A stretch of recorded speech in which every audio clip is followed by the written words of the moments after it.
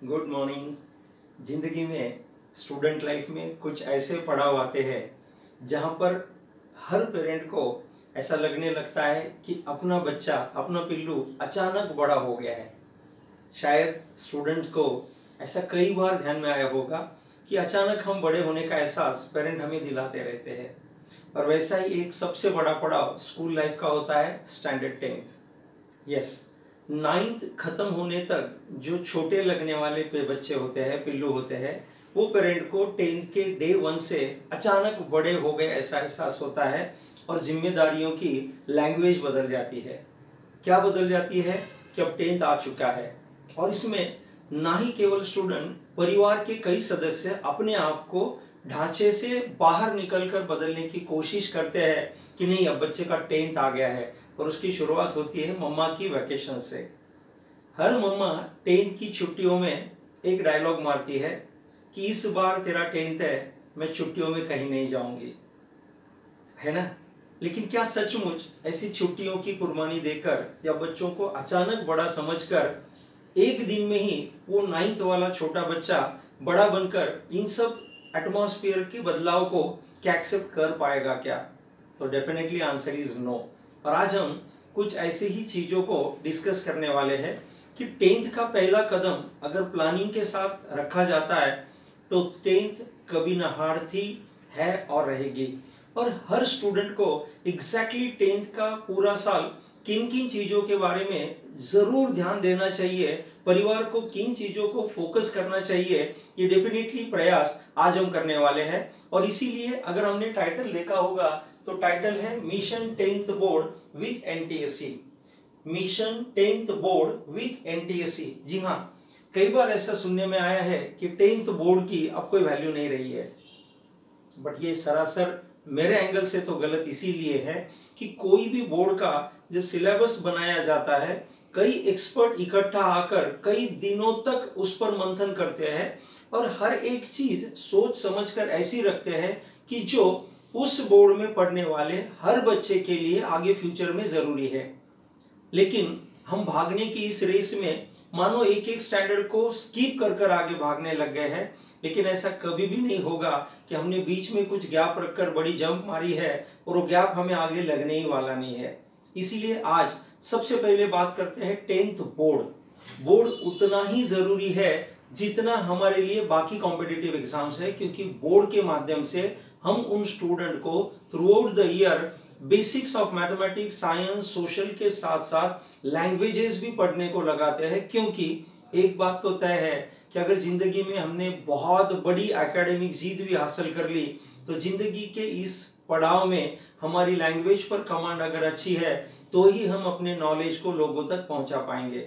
सबसे पहले तो ये मिशन हमें ध्यान रखनी होगी कि 10th बोर्ड उतना ही इंपॉर्टेंट है जितना हमारे लिए कॉम्पिटिटिव एग्जाम्स है। हाँ, एक बात जरूर है कि आजकल 10th बोर्ड बहुत जल्दी शुरू हो जाता है, इसीलिए बच्चों को एक प्रॉपर समय तक उस बोर्ड को ध्यान देकर उस पर का थोड़ा ध्यान कॉम्पिटिटिव एग्जाम को डाइवर्ट करने को समय जरूर मिलता है अगर हम लोग पहले दिन से प्लान करते हैं। अब बोर्ड का पूरा ध्यान रखते हुए हम आगे चलेंगे आज के हमारे मेन एग्जाम, जो स्कूल लाइफ की सबसे प्रेस्टिजियस एग्जाम मानी जाती है, NTSE, national talent search exam, जो सिर्फ और सिर्फ 10th स्टैंडर्ड में ही दी जा सकती है। और ये ऐसी एकमात्र एग्जाम है जो गवर्नमेंट ऑफ इंडिया NCERT के सुपरविजन में 2 स्टेज में कंडक्ट करती है। ये एग्जाम शुरू करने के पीछे का गवर्नमेंट का बेसिक मोटो ये था कि इंडिया के कुछ स्टूडेंट जिनको अलग अलग स्टेट से फिल्टर करना मतलब कुछ एग्जाम्स की लेवल लेकर उन्हें इकट्ठा लाया जाए और उन्हें इंडिया का national talent scholar, NTS national talent scholar, ये अवार्ड देकर उनका सम्मान किया जाए। ये एक खोज है। बट एक चीज पेरेंट हमें हमेशा ध्यान रखनी है कि कोई भी एग्जाम देते समय सिर्फ वो पास होगा तो ही एग्जाम दे, ये हमारे वर्ड को बदलने की जरूरत है। वरना कई पेरेंट को मैंने देखा है कि अगर स्कूल से नोट आती है कि आपके बच्चे के लिए कॉम्पिटिटिव ये एग्जाम्स आई है और इनकी फीस 2 दिन में भरनी है, तो सबसे पहला बच्चों के सामने प्रपोजल होता है कि फीस भरना तो इजीली हम लोग भर सकते हैं, पर अगर तुम अच्छी तरह से पढ़ाई कर कर पास होने वाले होंगे तो ही एग्जाम देनी है, नहीं तो हमें एग्जाम नहीं देनी है। लेकिन बच्चे हमसे स्मार्ट हो चुके हैं, उन्हें एक हमेशा हम लोग जो नजरअंदाज करते हैं, अंडर एस्टिमेट करते हैं, वो नहीं करना चाहिए।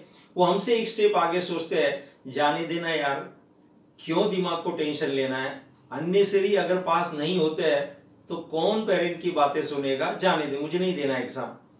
इतने से छोटे से डिस्कशन में उस बच्चे की जिंदगी में जो अपॉर्चुनिटी आई थी वो डिस्कशन में छोड़ दी गई। लेकिन क्या सचमुच 10th तक के इन सब एग्जाम को स्किप कर कर बच्चे का करियर सेफ हो रहा है? तो नहीं, क्योंकि 11th से लेकर आगे हर करियर की एडमिशन के लिए competitive exam, entrance exam compulsory है। और अगर हम लोग बच्चों को अचानक 10th के बाद इस जर्नी में छोड़ देते हैं तो ऐसा देखा गया है कि कई स्कूल के बड़े बड़े टॉपर्स, क्योंकि उन्हें कॉम्पिटिटिव एग्जाम्स की एग्जाम देने की प्रैक्टिस नहीं होती है, टाइम मैनेजमेंट की प्रैक्टिस नहीं होती है, वो आगे चलकर 11th 12th में बहुत मुश्किल का सामना करते हैं। तो आज इस माध्यम से मैं आप सबको अपील करना चाहता हूं कि 10th एनटीएससी अवार्ड जीतना मतलब 10th में आने के बाद ही पढ़ाई शुरू करना, ये बिल्कुल नहीं होगा। 100% हमें बच्चों को स्कूल लाइफ में विदाउट मच एक्सपेक्टेशन होने चाहिए, पर बहुत ज्यादा नहीं होने चाहिए, ताकि बच्चा बोझ के अंदर दब जाए। एग्जाम देते रहने चाहिए, पढ़ाई करते रहनी चाहिए। और स्टूडेंट, आपको भी मैं अपील करूंगा कि पेरेंट के बोलने में एक बात बहुत इंपॉर्टेंट होती है कि पैसे जरूरी नहीं है, बट अगर सिर्फ पैसे भरकर आप बुक्स लाओगे, पढ़ाई नहीं करोगे, तो फिर कहीं ना कहीं हम पर का पेरेंट का विश्वास कम होते जाएगा और उनके एक्सपीरियंस ऐसे बन जाते हैं कि यार आप पर कितना भी खर्चा करो आपको कोई सीरियसनेस ही नहीं है। अल्टीमेटली जिंदगी स्टूडेंट हमें अपनी बनानी है, हमें अपना करियर बनाना है। तो पेरेंट और स्टूडेंट को इन दोनों चीजों को क्लब कर कर आज से एक नई दुनिया की सोच में आना है कि चलो एग्जाम कम देंगे बट प्रिपेयर होके देंगे। तो 9th तक के जर्नी में जो जो अपॉर्चुनिटीज मिलते हैं वो तो देते रहना है, क्योंकि अगर मैं 10th एनटीएससी की बात करूं तो एनसीईआरटी की ओर से ये एग्जाम 2 स्टेज में कंडक्ट की जाती है। अब मैं एग्जाम के टेक्निकल डिटेल की बात कर रहा हूं। एग्जाम क्यों देनी है? क्योंकि हमें अपने आप को नेशनल लेवल पर एनालाइज करने की एक बहुत बड़ी अपॉर्चुनिटी मिल रही है कि हम है कहां, ताकि उसमें सुधार कर कर हम 11th 12th के पहले हमारा बेस अच्छा बना सकते हैं। दूसरा कि हमें इस एग्जाम देते समय कुछ ऐसे एक्सपीरियंस मिलने वाले हैं जिन एक्सपीरियंस अनुभव साथ में लेकर अगर हम 11th में कदम रखते हैं तो पिछली गलतियां नहीं होगी और वहां का सक्सेस हमारा अश्योर होगा। अब ये 2 स्टेज में एग्जाम लेने का वजह सबसे पहले ये था क्योंकि हमारे पास हर स्टेट में अपना अलग अलग बोर्ड चलता है, हर स्टेट का अपना एक बोर्ड होता है और इंडिया का एक कॉमन बोर्ड इंडिया ने रखा हुआ है, दैट इज एनसीईआरटी, जिसको हम लोग सीबीएसई कहते हैं। गवर्नमेंट ने क्या किया, स्टेट वाइज लेवल 1 एग्जाम लेने का जिम्मेदारी हर स्टेट को अलग अलग दी है। अगर मैं महाराष्ट्र की बात करूं, अगर महाराष्ट्र में आप किसी भी बोर्ड के किसी भी स्कूल में 10th स्टैंडर्ड में हो, मैं रिपीट कर रहा हूं, अगर आप महाराष्ट्र के किसी भी बोर्ड के किसी भी 10th स्टैंडर्ड के स्कूल में हो और अगर आपको एनटीएससी का स्टेज 1 एग्जाम देना है तो आपको महाराष्ट्र स्टेट बोर्ड का सिलेबस पढ़ना होगा। मैं रिपीट कर रहा हूं इन चीजों को कि आप महाराष्ट्र के किसी भी बोर्ड के स्कूल में पढ़ने वाले 10th स्टैंडर्ड के स्टूडेंट हो तो आप एनटीएससी स्टेज 1 दे सकते हो और उसके लिए जो स्टेज 1 का सिलेबस बना हुआ है उसका बेस रखा गया है महाराष्ट्र स्टेट बोर्ड का 9th 10th का सिलेबस। अब इस सिलेबस को उन्होंने इस तरह से ढांचे में रखा हुआ है कि स्टूडेंट को अलग अलग एंगल से वो चेक करते हैं और ये स्टेज 1 की एग्जाम यूजुअली महाराष्ट्र में नवंबर के 2nd संडे को होती है। मैं यूजुअली वर्ड इसीलिए कर रहा हूं कि पिछले पैंडेमिक में हमने देखा है कि नथिंग इज सर्टन, इसलिए बहुत फिक्स दिमाग रखकर हमें प्लानिंग नहीं करना है, बट प्लान बहुत जरूरी है। यूजुअली नवंबर के 2nd संडे को हर स्टेट में ये स्टेज 1 एग्जाम होती है। अगर मैं महाराष्ट्र के सिलेबस की बात करूं तो यहाँ पर महाराष्ट्र का 9th और 10th के सिलेबस पर बेस्ड एक पेपर होता है जिसका नाम है सैट। एनटीएससी स्टेज 1 में 2 पेपर होंगे। पहला पेपर 100 मार्क का MAT, that is mental ability test, 100 mark का पहला paper mental ability test MAT, जिसको हम रीजनिंग कह सकते हैं या मराठी में इसको बुद्धिमत्ता चाचनी, बौद्धिक क्षमता चाचनी ऐसा बोलते हैं। अब ये 100 मार्क का सब्जेक्ट रखने के पीछे बेसिक वजह ये थी कि हमें इंडिया के स्कॉलर ढूंढने हैं, तो वो सिर्फ स्कूलिंग के ताकत पर, स्कूल के परफॉर्मेंस पर अगर जज किया जाता है तो जो हिडन टैलेंट है वो सामने नहीं आएगी। और हिडन टैलेंट का मतलब क्या होता है, कई ऐसे स्टूडेंट होते हैं जिनका स्कूल का परफॉर्मेंस अबव एवरेज या एवरेज होता है, लेकिन आगे चलकर वो अपनी ब्रेन की ताकत पर दुनिया पर राज करते हैं। सो गवर्नमेंट ने ये स्टेज 1 का सिलेबस बनाते हुए फर्स्ट स्टेज 100 मार्क का मेंटल एबिलिटी का सिलेबस रखा हुआ है, जो हम लोगों ने स्कॉलरशिप वगैरह में पढ़ा हुआ था। और ये 100 मार्क का पेपर मेरे एक्सपीरियंस से मैंने जो देखा है, जिन स्टूडेंट को सोचने की आदत है, दुनिया के बाहर का लॉजिक लगाने की आदत है, यूजुअली हम समाज में उन्हें अगौसा विचार बोलते हैं, बट सचमुच जो लोग आगे का सोचते हैं, पढ़ाई की रुचि कम ज्यादा होना ये स्टूडेंट टू स्टूडेंट डिपेंड होगा, but logical thinking, application oriented study, ये एक बेस रखा गया था मेंटल एबिलिटी टेस्ट का। और यहाँ पर वो स्टूडेंट बहुत आसानी से स्कोर करते हैं जो दुनिया से हटकर सोच रखते हैं।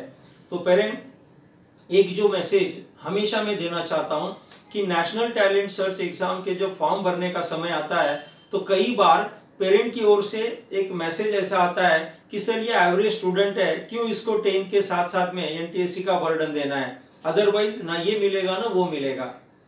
सिंपल सी बात है कि सर 10th के बोर्ड में बच्चे को सिर्फ बोर्ड फोकस करने दो, नहीं तो बोर्ड भी जाएगा और एनटीएससी भी जाएगा, क्योंकि हमारा बच्चा एवरेज है। एवरेज की डेफिनेशन आपने कैसे सोची मुझे नहीं पता, बट एवरेज की डेफिनेशन मेरे एंगल से है ही नहीं, सिर्फ बच्चे का इंटरेस्ट कम ज्यादा होना, इस पर अगर उसके स्कोर को आप चेक करते हो तो ये सरासर गलत बात है। इसीलिए मैं हर पेरेंट को और हर स्टूडेंट को अपील करता हूं कि मेंटल एबिलिटी टेस्ट मैट, इस एक सब्जेक्ट की पूरी लॉजिकल रीजनिंग के ताकत पर आप नेशनल टैलेंट स्कॉलर बन सकते हो, वो अवार्ड आप घर पर ला सकते हो। इसीलिए 10th के हर स्टूडेंट ने एनटीएस की एग्जाम देनी ही चाहिए, ये मेरी पहली रिक्वेस्ट रहेगी। और एवरेज बिलो एवरेज की बात नहीं, पिछले कई वर्षों के मेरे अनुभव से मैंने ये देखा है कि एनटीएससी के अवार्ड मिलाने वाले स्टूडेंट में से 50-60% स्टूडेंट वो होते हैं जो सचमुच अपने स्कूल में भी टॉपर होते हैं, बट 40% स्टूडेंट वो होते हैं जो स्कूल में एवरेज अबव एवरेज होते हैं, बट अपने थिंकिंग एबिलिटी की ताकत पर वो नेशनल अवार्ड जीत लेते हैं। और यही तो हमारा एग्जाम कंडक्शन का ये बेसिक मोटो है कि स्कूलिंग के टॉपर के साथ साथ लॉजिकली थिंकिंग कर कर अपने माइंड को अलग अलग तरह से अप्रोच देकर अगर नेशनल अवार्डी बनते हैं तो इससे ज्यादा बड़ी खुशी की बात नहीं। सो प्लीज हर स्टूडेंट जो 10th स्टैंडर्ड में है वो एनटीएससी का फॉर्म भरे और पूरी ताकत से पढ़ाई कर कर देखे कि क्या सचमुच इस माध्यम से हम अपना, अपने परिवार का, स्कूल का और अल्टीमेटली देश का नाम रोशन कर सकते हैं क्या। सो पहला 100 मार्क का पेपर हमने डिस्कस किया मेंटल एबिलिटी टेस्ट, जिसमें वर्बल नॉन वर्बल मतलब कुछ वर्ड से लिए कुछ क्वेश्चंस होते हैं, कुछ डायग्रामेटिक क्वेश्चंस होते हैं, ये पानी में कैसा दिखेगा, ये मिरर में कैसा दिखेगा, ब्लड में रिलेशन कैसे होंगे, वगैरह वगैरह वगैरह। अब जो दूसरा पेपर होता है उसका नाम सैट होता है, एसएटी सैट का मतलब है स्कॉलिस्टिक एप्टीट्यूड टेस्ट। उसमें शालेय क्षमता चाचनी मतलब स्कूल का मैथमेटिक्स, साइंस और सोशल स्टडीज, कई बार सोशल साइंस भी हम लोग वर्ड यूज करते हैं। सो 100 मार्क का जो सेकंड पेपर होगा वो 100 मार्क के सेकंड पेपर में first 40 questions 1 to 40 questions science के होंगे, जो सिलेबस 10th के बेस पर होगा बट 9 से रिलेट होगा। ऑफिशियल नोटिफिकेशन जो मैं आपको साइट यहां पर लिख कर देने वाला हूं उसमें ये सब डिटेल दिया हुआ है, फिर भी हम लोग शॉर्ट में डिस्कस इसीलिए करते हैं कि हमें ये पता तो होना चाहिए कि होने वाला क्या है। सो 10th का स्टेट बोर्ड का बेसिक सिलेबस को पकड़ते हुए 9th को लिंक लगाते हुए एग्जाम का पैटर्न सेट होता है। इसीलिए पेपर के 100 मार्क में 1 to 40 क्वेश्चन साइंस के होते हैं, 41 to 80 नेक्स्ट 40 क्वेश्चन ये सोशल साइंस पर रिलेटेड होंगे, और 81 to 100 ये लास्ट के 20 क्वेश्चंस मैथमेटिक्स से रिलेटेड होंगे। मतलब science 40 marks, social science 40 marks और मैथमेटिक्स 20 मार्क्स, ऐसा 100 मार्क का ये सैट का पेपर होगा। और यूजुअली यहाँ का अगर डेप्थ लेवल हम लोग देखते हैं तो स्टूडेंट, अगर आप पास्ट पेपर देखते हो तो आपको ध्यान में आएगा जिस स्टूडेंट ने 9th और 10th की स्टेट बोर्ड के बुक्स की अच्छी तरह से पढ़ाई की है उन्हें ये पेपर स्कोर करना बिल्कुल मुश्किल नहीं है। पर होता क्या है कि हम लोग एनटीएससी नवंबर में है तो चलो अगस्त के बाद पढ़ाई शुरू करते हैं, इस मूड में रहते हैं। लेकिन अगर हमें एनटीएससी देनी है तो 10th स्टैंडर्ड का डे 1 जिस दिन स्कूल चालू होने वाला है उसी दिन से अगर हम ये प्लान करते हैं तो 100% जून जुलाई तक हमारी पढ़ाई भी पूरी होती है। उसके बाद प्रैक्टिस पेपर के लिए हमें समय भी मिलता है और हम अवार्ड जीत सकते हैं। अब इन दोनों पेपर्स में से हमें जो सिलेक्शंस के क्राइटेरिया होते हैं वो भी आपसे मैं शेयर करना चाहूंगा। 100 मार्क का मैट और 100 मार्क का सैट, ये दो एग्जाम 200 मार्क की मिलकर होगी। अब एनटीएससी के जो फॉर्म भरने होते हैं वो एनटीएससी के फॉर्म स्ट्रिक्टली स्कूल थ्रू भरने होते हैं। हाँ जी, एनटीएससी के फॉर्म ये स्ट्रिक्टली स्कूल थ्रू भरने होते हैं और वो ऑनलाइन भरे जाते हैं। यूजुअली अगस्त मंथ में नोटिफिकेशन आती है। अगस्त मंथ के नोटिफिकेशन के बाद हमें स्कूल में कुछ डॉक्यूमेंट सबमिट करने होते हैं और वो स्कूल की ओर से स्कूल कोड के माध्यम से ऑनलाइन स्वरूप में अपलोड किए जाते हैं। अब एनटीएससी के फॉर्म भरते समय कुछ चीजें हमें जरूरी होती है जो पता आज होना जरूरी है। दैट इज कि गवर्नमेंट के नोटिफिकेशन के हिसाब से उन्होंने कुछ रिजर्वेशंस रखे हुए हैं जिसको हम लोग बेनिफिट के एंगल से बात करते हैं। तो यहाँ पर उन्होंने कास्ट वाइज कुछ बेनिफिट रखे हुए हैं। तो स्टूडेंट, आप नोटिफिकेशन को पूरा ध्यान से पढ़ना और अगर उसमें से किसी कास्ट बेनिफिट में अगर हम आते होंगे तो वो रिक्वायर्ड डॉक्यूमेंट्स हमें प्रिपेयर करके रखने होते हैं अगस्त के फॉर्म भरने से पहले। मैं रिपीट कर रहा हूं, नोटिफिकेशन के हिसाब से जो कास्ट वाइज बेनिफिट वहां पर मेंशन किए गए हैं, अगर उनमें से किसी कास्ट में हम अगर एलिजिबल है तो वो रिक्वायर्ड डॉक्यूमेंट्स हमें ऑनलाइन फॉर्म भरते समय ही वहां पर स्कूल में सबमिट करने होते हैं और वो अपलोड करने होते हैं। कई बार ये गलतफहमी हो जाती है कि रिजल्ट लगने के बाद डॉक्यूमेंट प्रोड्यूस करने हैं, तो कई ऐसे स्टूडेंट मैं हर साल देखता हूं कि फॉर्म के समय वो डॉक्यूमेंट एंड वक्त पर नहीं मिलने से उनका कास्ट बेनिफिट मिस हो जाता है और उन्हें ओपन कैटेगरी के स्टूडेंट के साथ ग्रेडिंग किया जाता है। सो कुछ प्रिपरेशन हमें समय से पहले करना बहुत जरूरी होती है। नंबर 1, 10th के डे 1 से हमें एनटीएस की तैयारी करनी है। नंबर 2, डॉक्यूमेंट्री क्या क्या लगने वाला है, उनकी एलिजिबिलिटी क्या होती है, वैलिडिटी क्या होती है, ये नोटिफिकेशन में अभी से अगर हम लोग देखते हैं तो आसानी से समय से पहले ये चीजें हम लोग जमा कर रख सकते हैं। अब कास्ट बेनिफिट के साथ साथ EWS, that is economically weaker section, ये भी बेनिफिट अभी स्टूडेंट को दिया जा रहा है। फिजिकली चैलेंज्ड, मतलब कुछ ऐसे क्राइटेरियाज उन्होंने रखे हैं जिसको हम लोग फिजिकली चैलेंज मतलब अपंगत्व, दिव्यांगत्व, मतलब यहाँ पर आई साइट होगा, हियरिंग कैपेसिटी होगा, व्हाटएवर इट में बी, उसका भी एक सेपरेट नोटिफिकेशन का डिटेल उसमें दिया हुआ है। तो अगर हम लोग उसमें से भी कोई एंगल से उस बेनिफिट में फिट होते होंगे तो रिक्वायर्ड लेवल के ऑफिशियल गैजेट से हमें वो डॉक्यूमेंट्स रेडी करना जरूरी है। अब मैं बेनिफिट की बात इसीलिए कर रहा था कि कई बार ऐसा होता है कि हम वो बेनिफिट लेने के एलिजिबल होते हैं बट समय से पहले चीजें नहीं पता होने से वो हमारा चांस मिस हो जाता है। तो यूजुअली अगस्त में नोटिफिकेशन आता है, हमें ये डॉक्यूमेंट अपलोड कर स्कूल के थ्रू ही ऑनलाइन फॉर्म कंपलसरी भरने होते हैं। अभी फॉर्म भरने की प्रोसीजर 100% केयरफुली हो जानी चाहिए, इसीलिए आज मैंने ये पॉइंट पर डिस्कस किया है। अब एनटीएससी स्टेज 1 की एग्जाम में 2 पेपर होंगे, 200 मार्क का पेपर होगा। उसमें इंडिविजुअल पासिंग रखा गया है, ओपन के लिए 40%, बाकी 32%। ये भी हम लोग नोटिफिकेशन में देखना चाहिए कि वो एलिजिबिलिटी सैट और मैट की अलग अलग होती है, बट उन्होंने स्टेट वाइज, अब ये पॉइंट बहुत इंपॉर्टेंट है कि स्टेट वाइज कुछ कोटा डिसाइड किया है एनसीईआरटी ने। कोटा का मतलब क्या हुआ कि महाराष्ट्र के स्टूडेंट जितने भी अपीयर होंगे, महाराष्ट्र में से एनटीएससी स्टेज 1 में जितने भी स्टूडेंट अपीयर होंगे उनमें से टोटल 774, ये आज का फिगर है लास्ट ईयर का। इसमें कुछ वेरिएशन इसीलिए होते हैं कि सेम स्कोर सेम मार्क में कुछ नंबर आगे पीछे भी होते हैं। सो महाराष्ट्र का as on date today stage का कोटा 774 है। मतलब हमें महाराष्ट्र के कोटा वाइज, कैटेगरी वाइज उन सब पैटर्न के हिसाब से उस सिलेक्शन के कट ऑफ के ऊपर अपने मार्क्स लाने होते हैं।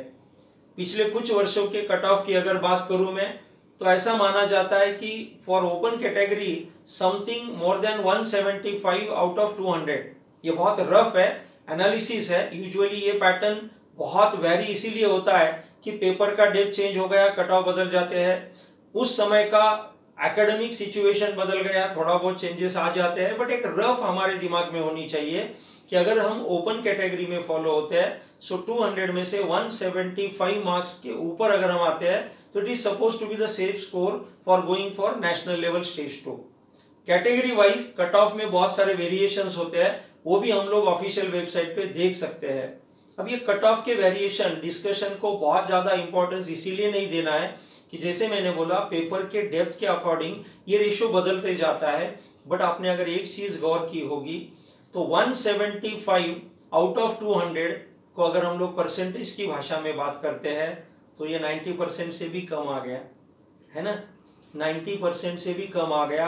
और कई मेरे भाई बहन ऐसे हैं कि जो पूरे 1 to 9 स्टैंडर्ड तक इन्होंने 90 के नीचे कभी स्कोर भी देखा नहीं होगा।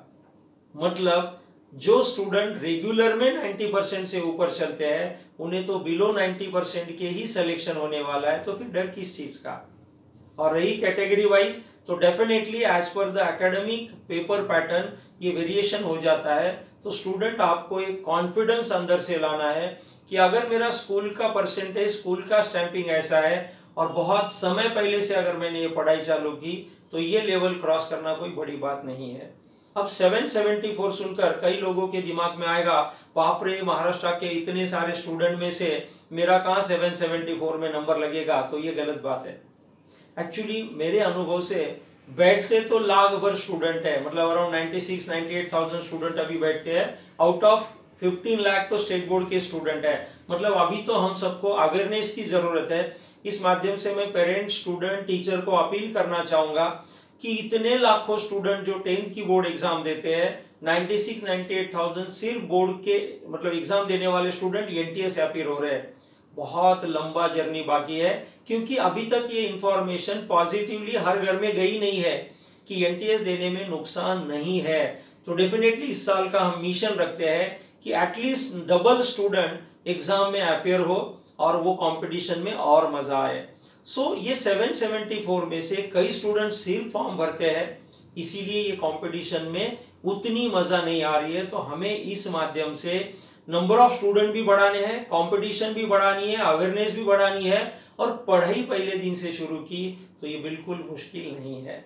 सो एनटीएससी के लिए एक चीज जरूर कहना चाहूंगा कि 9 तक की हर गलती को ओवरकम करने के लिए स्टूडेंट हमें एक अपॉर्चुनिटी है, अभी भी जाग जाइए, क्योंकि एनटीएस अवार्ड लेकर जब आप बाहर आते हो, अब मैं स्टेज 1 की बात किया कि स्टेज 1 के महाराष्ट्र की 774 कोटा में कट ऑफ में अगर आप सेलेक्ट हो जाते हो तो आपको स्टेट वाइज ये सब स्टूडेंट का अलग अलग कोटा जो स्टेट को दिया है, ये स्टूडेंट इकट्ठा आते हैं और इन सब स्टूडेंट को मिलकर लेवल 2 की एग्जाम होती है।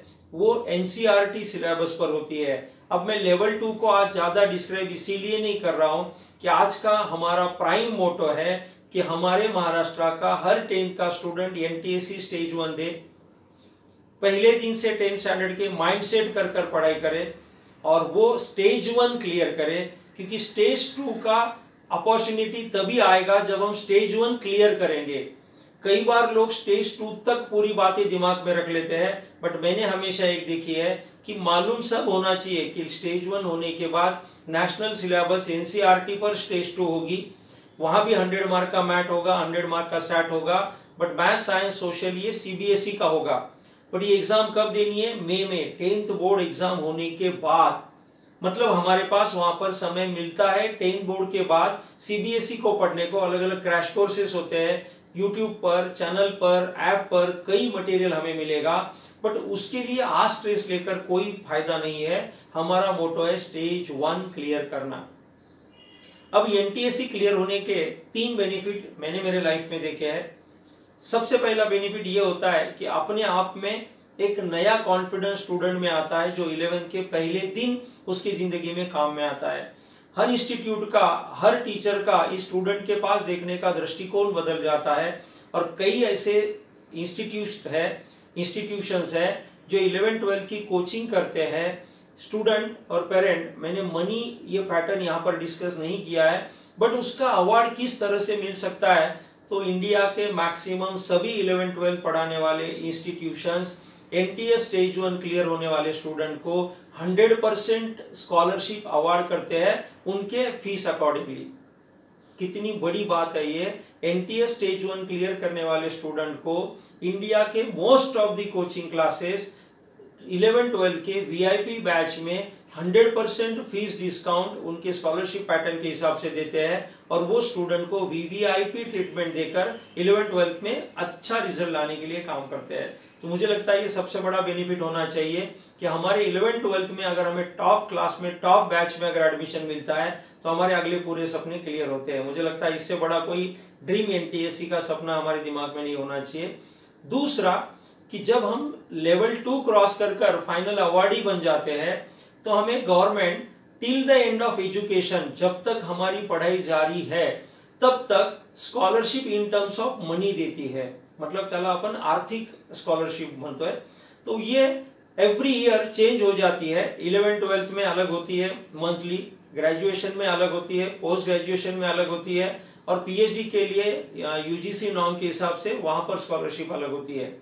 मतलब एक साइड में हमारा 11-12 का अपॉर्चुनिटी स्ट्रांग हुआ, दूसरे साइड में हम हमारी स्कॉलरशिप के कॉन्फिडेंस लेवल पर अपने आगे के पढ़ाई के खर्चों में से कुछ खर्चा खुद के अंगों पर ले सकते हैं, कंधों पर ले सकते हैं।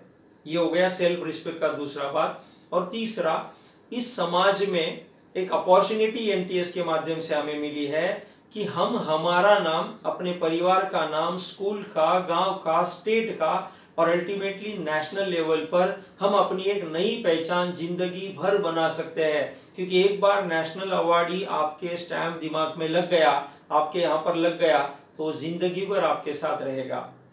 और ये सब मैंने इसीलिए इतने कॉन्फिडेंस के साथ बताया है कि मेरा अपना भी छोटा लड़का कौशिक ये अवार्ड जीत चुका है, और ये सभी परिवर्तन मैंने उसके लाइफ में भी देखे हैं।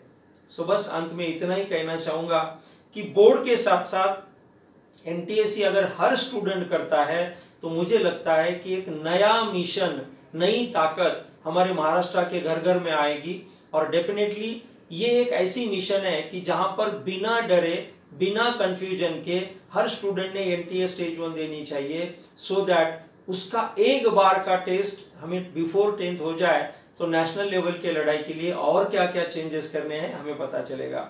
इस माध्यम से मैं सभी टीचर से अनुरोध करना चाहूंगा कि आप अपने स्टूडेंट को, हर 10th के स्टूडेंट को एनटीएससी अपेयर करने लगाइए, सो दैट एक अलग ताकत से हम उनके साथ पढ़ाई कर सकेंगे। और सचमुच अगर इस तरह का एटमॉस्फेयर आता है तो ये जो कोरोना पैंडेमिक की वजह से जो एकेडमिक निगेटिविटी घर घर में आई थी, इसे दूर करने की सबसे बड़ी शुरुआत 10th स्टैंडर्ड के मिशन बोर्ड विद एनटीएससी से होनी चाहिए। वैसे तो बहुत सारी बातें हैं जो हम साथ में शेयर कर सकते हैं, बट समय के कमी के चलते हम लोग यहाँ पर दो चीजें देखने वाले हैं कि ये एक ऑफिशियल साइट है mscepune.in, ये ऑफिशियल वेबसाइट पर आप अपडेट्स देखते रहिए। ये एक ऑफिशियल वेबसाइट इसीलिए मैं आपको बता रहा हूं कि गवर्नमेंट के नोटिफिकेशंस वहां पर दिए हैं, कास्ट वाइज रिजर्वेशन दिया हुआ है, कोटा सिस्टम दी हुई है, सिलेबस दिया हुआ है, फॉर्म कैसे भरना दिया हुआ है, स्कूल रजिस्ट्रेशन देना दिया हुआ है। सो मुझे ऐसा लगता है कि 10th स्टैंडर्ड का पहला कदम रखते समय जितना हम बोर्ड के लिए प्लान करते हैं वो सब प्लान अगर इस वेबसाइट में दिए हुए डिटेल इंफॉर्मेशन से लेते हैं तो मुझे लगता है कि हमारा हर स्टूडेंट एनटीएस होकर रहेगा। और मिशन जो मैंने हाथ में ली है वो यही है कि मैं कौन हूं, इससे ज्यादा इंपॉर्टेंट है कि ये सब अगर घर घर में पहुंच जाता है तो मुझे भी एक सेटिस्फेक्शन मिलेगा कि जो पेरेंट बोलकर सेटिस्फेक्शन आज मुझे मिल रहा है वो मेरे महाराष्ट्र के हर स्टूडेंट को मिलना चाहिए।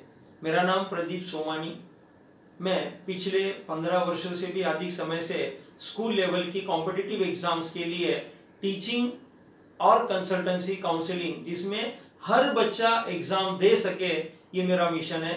कहीं पर भी अगर स्कूल में क्लास में, गांव में, किसी स्तर पर भी अगर आपको ऐसा लगता है कि इस मिशन एनटीएसए के लिए आपके स्कूल में, गांव में अगर हम लोग कोई डिस्कशन के लिए सेमिनार रख सकते हैं तो फ्री ऑफ कॉस्ट मुझे वहां आने में खुशी होगी। क्योंकि ऐसा कहा जाता है कि इंफॉर्मेशन बांटने से बढ़ती है। तो जरूर आप अपने एरिया में ऐसे अलग अलग लेवल पर ये सेमिनार्स का आयोजन कीजिए, क्योंकि आज की सही जरूरत है अवेयरनेस फैलाना। अगर अवेयरनेस हो जाती है, सही इंफॉर्मेशन अगर पेरेंट तक चली जाती है तो हर पेरेंट अपने बच्चों को जरूर बैठाएगा। अगर आप कोई ऐसा सेमिनार लेना चाहते हो तो यहाँ पर मैं मेरा नंबर दे रहा हूं 9689118169 और मेरा नाम है प्रदीप सोमानी। तो डेफिनेटली ये फ्री सेमिनार के इस सीक्वेंस से हम लोग एक नया मिशन शुरू कर सकते हैं। और मैंने यही एक मिशन रखा है कि हर स्टूडेंट नेशनल अवार्डी बने, हर स्टूडेंट अपने परिवार को खुशी दे और एक नया सुनहरा कल हमारी जिंदगी में आए। Thank you.